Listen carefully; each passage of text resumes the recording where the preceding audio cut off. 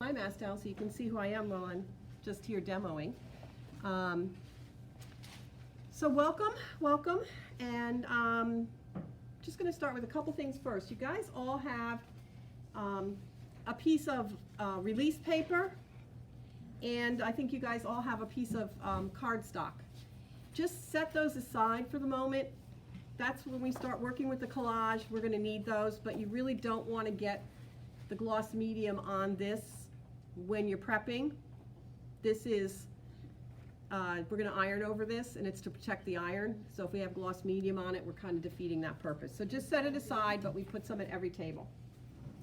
So I don't want to give too much show and tell to begin with, but I'll just give you a little quick overview, and maybe later after we've done some work we could show and tell with each other's work.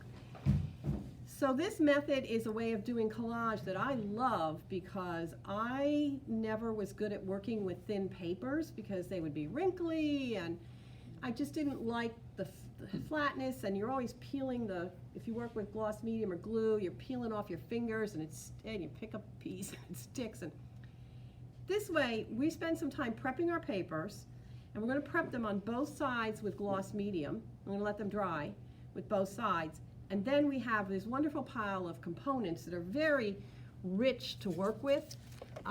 You can work with any kind of papers. I love just painting magazine pages, but you can see that there was something going on underneath there, so it's already richer than if I had just started. And then in the beginning I was painting both sides, and then I was having this quandary because both sides of my art looked really cool. But then I didn't know which side I liked better. But I also find that I get really interesting things when I am not planning it, not looking at the other side, and just the magazine text comes through. So this is just, you will all work differently with your painted paper, but it's just, I just have fun with it. And I will paint a whole magazine at once, just smear things on. But you might actually find lots of wonderful magazine pages. Look at this. I don't need to touch it. It's really interesting with all the pattern. So you don't have to paint it. Just one way that I work. Just a real quick to give you something of. So I'm a little bit more is more. So this is just torn pieces of magazine papers that have been painted, fused together for a collage. And I have another example that Laura Lee did, but we'll save that for later. So first of all, prepping paper. So you can use any kind of paint. These are cold, so hopefully they're going to pour well. Any kind of paint, it doesn't matter. So I have a lot of the thicker, heavy-bodied ones. And they're nice, but you know what? The thin ones go on faster. So sometimes I just want to get it done faster, and I like the way the thin ones spread. But it doesn't matter. I also have some that I find are more transparent and glossy. And these are, so this is my old paints, and this is a great way to use up the old stuff. And any way you get the paint on there is, I should have prepped the ones for the demo. There we go. So I like to scrape, so an old credit card or whatever, but look at how beautiful that is already. Like, you could just have so much fun all day making these papers. And any way that you want to get it on is fine. Multiple colors. So there's no gloss medium on that yet? Just Nope, we're just making the paper. So whatever, and the more I scrape into it, the more I'm going to blend the colors. I'm already looking for, okay, I got stuff left on my, let's get it onto another piece. Sometimes it's nice to actually go back, because I tend to have a lot of papers. Like this one, I probably really did make an effort to get two colors on it. But I tend to, a lot of times I end up with a single color. So sometimes it's kind of nice to do them and then go back around, because sometimes in your collage it can be even more interesting that you're cutting a piece that already is very painterly with two colors on it. So painting papers can just, oh, it's just a lot of fun on its own. So I'm gonna just set those down, and we've got plenty of room around the room to let things dry. So the next thing is, if you wanted to put gloss medium on things, so gloss medium is an acrylic medium. It comes in different weights. So I was always most used to working with the thin gloss medium, like a liquid that you would pour. And that's quite often used in collage to use like a glue. And that works phenomenal if you have thin papers, like tissue papers or things, because you can just go over the top and the paper will be porous and it will set it right down in there. That's great, but this thicker, and they make a different, I brought a few different ones because I'm not really sure whether one's the best, the other. This is heavy gel. They call it a lot of different, they make a lot of different consistencies. We're not too worried about that because we're not painting. We just want it thicker because it'll dry faster, but you need gloss on it. So Golden makes great ones, but Liquitex, other ones. I've got some little trays over there, so you can put some in there. I do have some credit cards over there if you want to use those to scrape with. I have a few other little scrapers. You can put it on with a foam brush, but I find it's just easiest just to scrape it on, because then I can get kind of a nice, clean, thin layer. It doesn't matter if it's thick, but you don't really need it thick. And just for sake of time, you know, if it's a little thinner, it's going to dry a little faster. So we're going to prep, so I'm going to give you a little more demo. We're going to have you prep some papers, then we'll stop when you don't need a lot of papers to start with. We'll stop, you'll let those dry. I'm going to give some demo on the paper weaving and why I love being able to fuse with the paper weaving. But first we're just going to get some papers made. I did bring a hairdryer if we want to speed things up. I don't think you're going to really need it that much. Set them down wherever in the room. The gloss medium doesn't take that long to dry. My mess here. So let me show you a little bit about fusing. So this one, so this is coated on both sides. This was a painted page that was coated on both sides. I fused some pieces onto it, and then I cut into it and wove into it as well. So, Can do anything. yeah, you really can. So Okay. let's just, I've got a whole bin of scrap.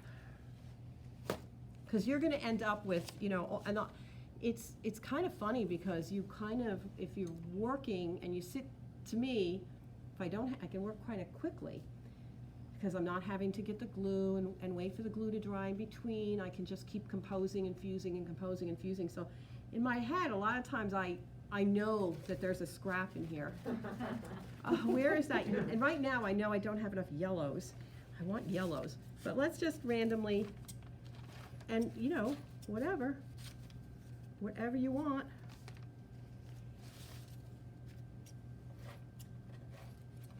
I like that juicy part there. So feel free to cut your papers, cut them with an X-Acto knife, tear them.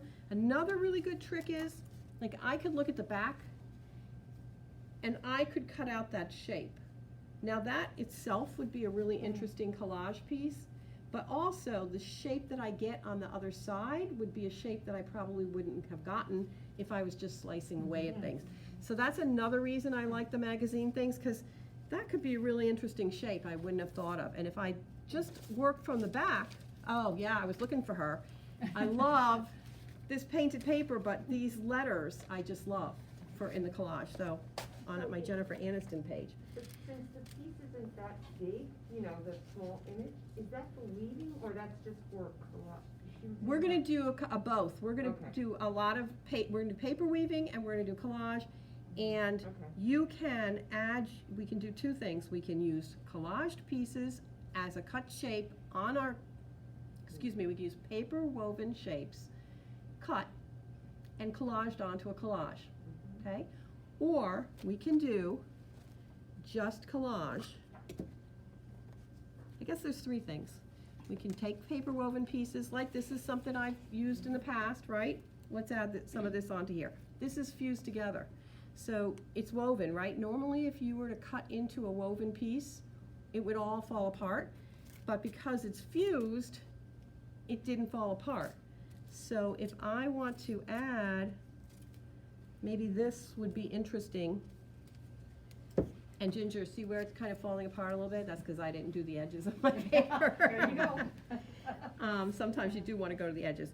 But let's just start here, because I want to show you the fuse process. So for you, just to make it easier to come up to the ironing board, you have a piece of this Teflon release paper, and it's kind of wobbly when you have your collage on it, so we gave you a piece of cardstock so you'll be able to pick it up and carry it up here. We'll have release paper up here at the iron. I can decide whatever way I want to go. And your substrate can either be woven or not. Yep, your substrate Okay. can be woven or not. Yep. It can be, a lot of times I will just work on another piece of painted paper. Okay, But you could take, you want it to have gloss medium on Yeah. it, your substrate, okay. but you could take a piece of cardstock and put gloss medium on it if you want a solid background. Oh, okay. But sometimes I also say in the beginning, what you really want to do is don't think much. Just throw some things down and fuse it. Because this doesn't have to be your That's collage. anathema to me. I you always overthink everything. We can cut this up again. Oh, that's true. Ooh, So yeah. this could just be a small part of a larger piece. Okay. So I don't have to worry about, is this really composed beautifully? I mean, sometimes I really do. I work Yeah. and I compose it. But especially when you're just playing and kind of trying to get in the mood, just fuse some pieces together and maybe you'll cut into them again. I'm going to show you a really nice example that Laura Lee did when she was sampling this, where she knew nothing. It was her first time trying it. But, oh, I didn't get enough.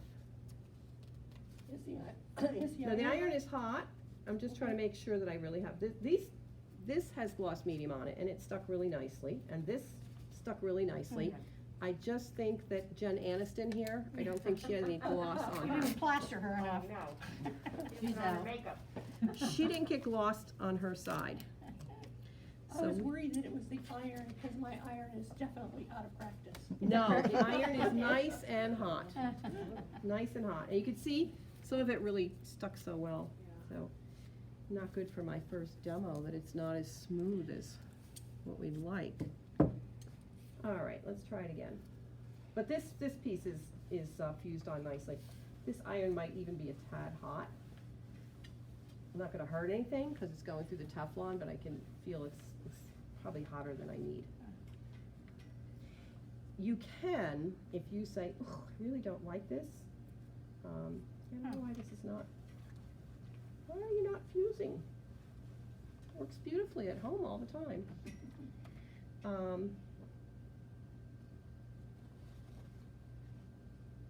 See that piece, maybe it's because my gloss isn't on there, on that back piece. This doesn't feel very glossy. All right, let's add to here. This one did stick down, but So it's the gloss that really is like a glue when you put the heat on. exactly, exactly. And I may have picked, if you look at this piece, it's very flat. So I can't even feel that there's gloss on there. So I may have mixed up my papers, but you can see it wants to stick. So let's just come on to this one.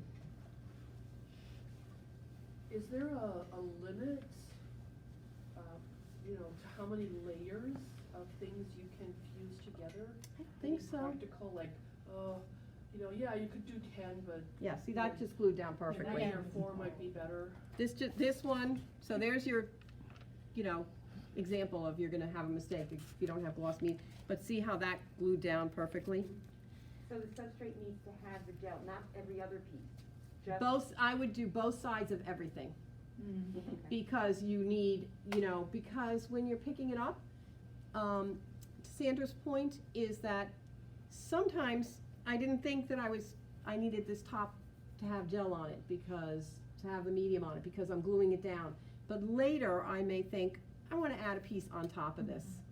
So I'm all set to go ahead. And you saw what I did, this already had layers.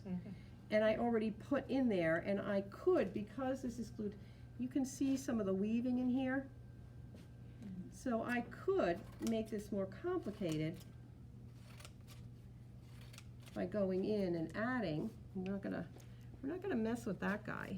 He's not glossy enough. Where's my, sometimes I use just a piece of mat board to scrape on with.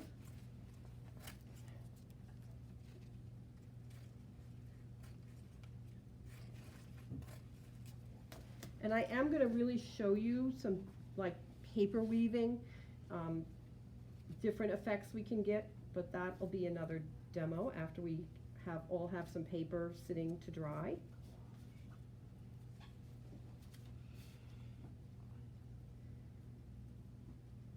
But it's just kind of interesting sometimes to be able to make something even a little more interesting and more complicated right within the collage.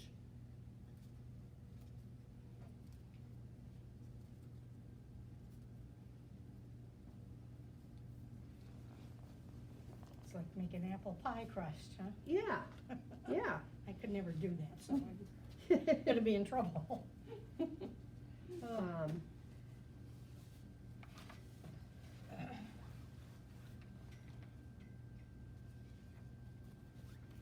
But see, that holds together there now, where so, to me, it's kind of interesting because you're getting layers built up upon each other. What I'm going to show you later, some different paper weave things, but what I love is that I can weave a whole layer of 2 pieces, and if it's fused, I can cut into it, and I can weave again, and you could start to get some really interesting sculptural things because you can see where my second cut was, because in those edges it's only 1 layer coming across, whereas in the centers it's 3 layers now. So if you want more is more, and then look at the back. I mean, that could be very interesting too. In your collages, a piece of this could be really interesting in the middle of a collage. Oh, true. Ooh, Yeah, ooh, I really like that idea. yeah, because you get these, Gives you a real focal point then somewhere. if you yeah, like. Okay. yep, yeah. absolutely. So I think that's enough to show you to just get going with prepping papers, and then we'll come back and do paper weaving.